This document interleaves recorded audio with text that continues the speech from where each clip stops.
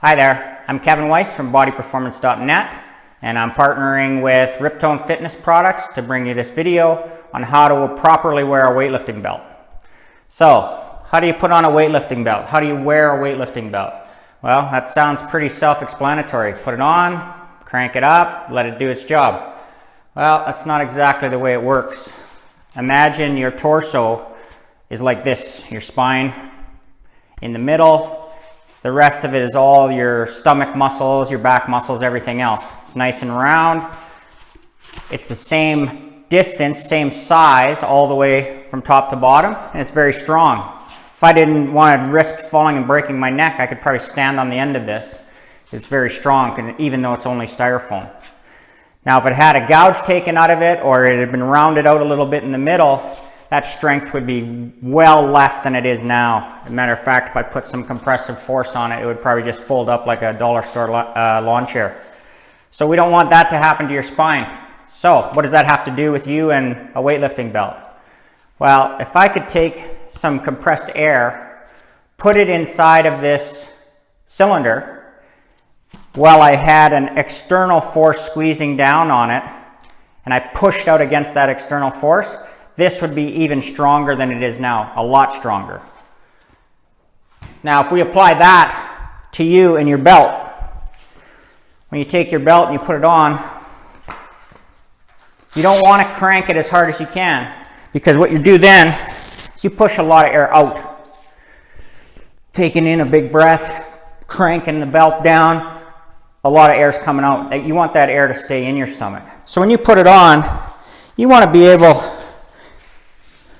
to probably get a couple fingers in between here, like my thumbs, even out to the sides. It should still be not loose, but looser than you're probably used to wearing it. Because now, like I was saying with the air inside the cylinder, this is your cylinder. We want to get some air in there, and we want to make it tight. Big breath in, then we brace. And you could actually see my waist expand into the belt. So if I put my thumbs back in here, if I'm not bracing against it, I can pull them out pretty easily.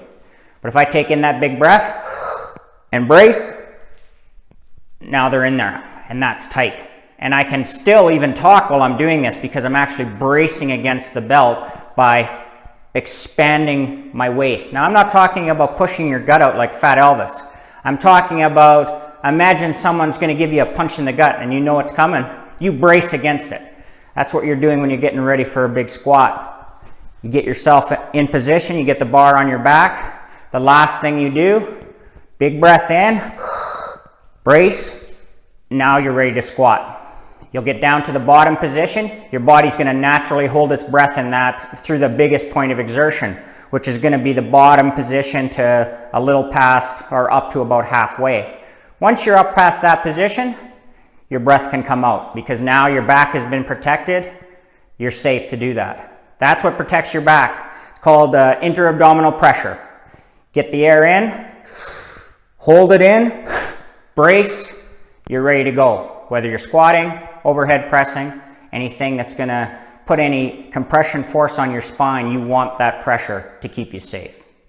All right, this is Kevin Weiss from bodyperformance.net, here for Riptone Fitness Products. I hope this helped you out. I'm going to talk to you again real soon.